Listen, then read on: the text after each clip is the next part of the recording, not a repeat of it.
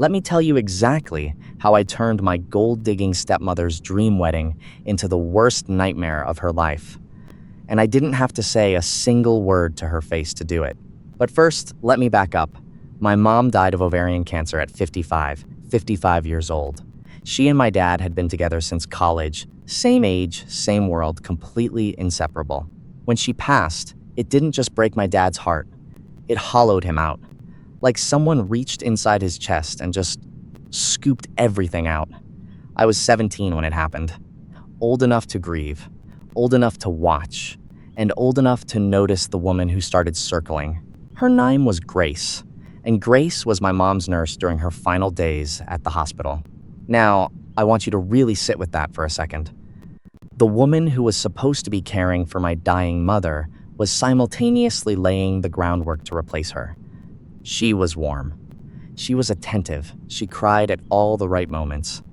And the second my mom was gone, Grace started making monthly phone calls to my dad, just to check in, just to see how he was holding up. I was 17, and I could smell exactly what she was doing. My dad was a career banker, extremely successful, the kind of man who built real, generational wealth over decades. And Grace, who was 17 years younger than him, had absolutely zeroed in on that. But here's the thing about my family. We're Scandinavian, old school. The son does not tell the father what to do. You mind your business, you respect your elders, and you let grown people make their own choices. So I kept my mouth shut. And 1 year after my mom's funeral, almost to the day, Grace stopped playing it cool and went all in. 6 months of dating, then a wedding ring. My dad, God love him, he at least seemed less depressed. So I tried to give her the benefit of the doubt, tried to push down that gut feeling screaming at me that this woman was a fraud. Then my dad's health started declining. He was only 57, and he was fading fast, the kind of fast that doesn't make sense unless grief is eating you alive from the inside. One day he sat me down and asked me straight, "Son, what do you need to be set up in this life?" I told him I didn't need anything.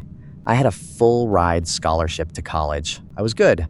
I reminded him Housit's sister's cousins, family who needed him around, not dead. He died anyway, 59 years old. Now here's where the story gets interesting. My dad's will had 2 major surprises. The first, he left Grace the bulk of his cash. We're talking several $100,000. I won't pretend that didn't sting a little, but it was his money and his choice. The second surprise, he left me the house, and not just any house. A 5-bedroom property in one of the most upscale, sought-after zip codes in the region. The kind of neighborhood where homes sell for obscene amounts of money, and there's always a bidding war. That house, legally, entirely, 100% mine. Grace smiled at the funeral, but I could see it behind her eyes. Pure, barely contained fury that she didn't get the house too.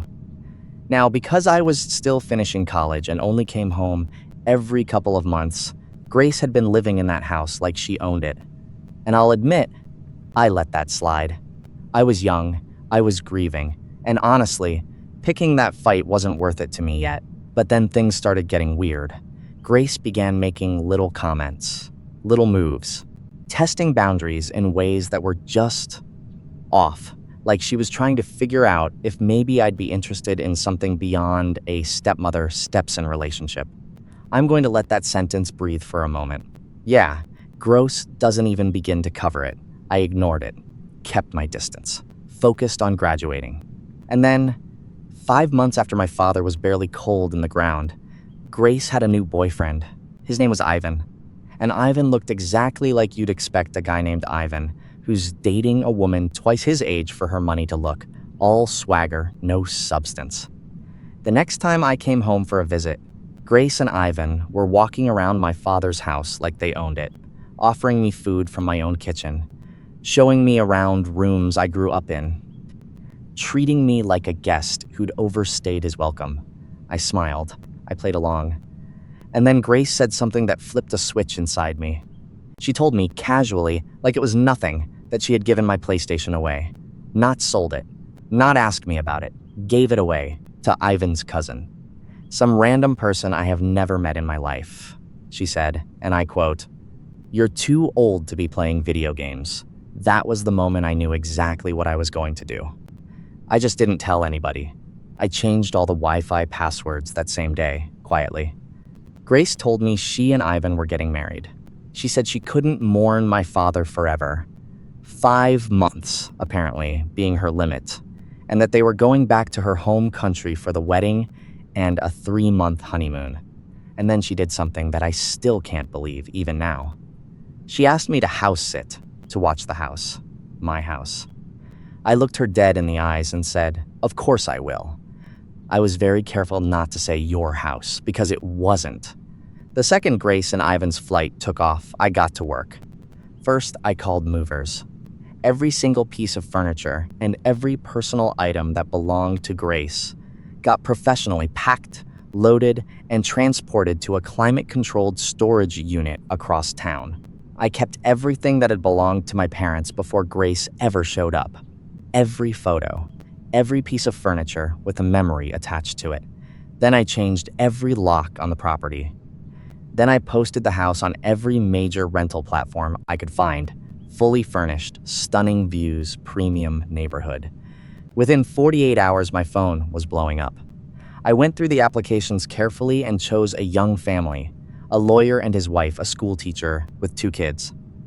Good people, stable. They signed a 1-year lease, paid first and last month's rent up front, and moved in within the week.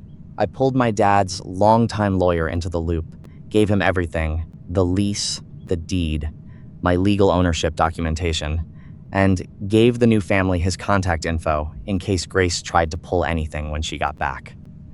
Oh, and the storage unit? I paid 4 months in advance. 1 full month longer than Grace's honeymoon. Generous, right? I used the deposit money to secure a great apartment near my new job. And at a restaurant near my place, I met someone. We've been together 6 months.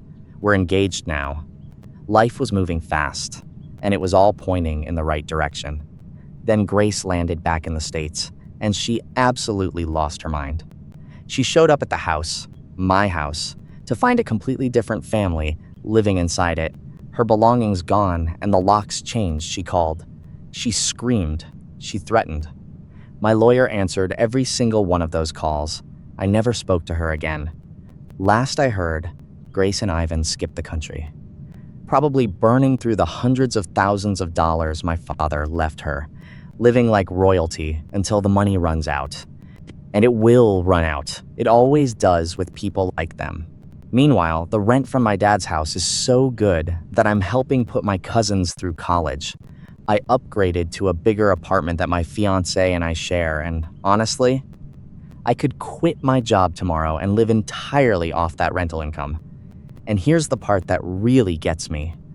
The part I think about sometimes late at night. If Grace had just been decent. If she'd been kind. If she'd treated me like a human being and not an inconvenience in my own home, I probably would have let her stay there, just out of respect for my dad's memory. But she gave away my stuff without asking. She paraded her new boyfriend through my father's house 5 months after he died. She looked me in the face and told me I was welcome to visit our house. So I gave her a wedding gift she'll never forget. I made her homeless. And I did it with a smile on my face and a lease agreement in my hand. P.S. I bought a new PlayStation. Not because I needed one, not because I even play that much, but because you don't give away what doesn't belong to you. You give away your own things, which is exactly what I did. I gave Grace exactly what she deserved, nothing.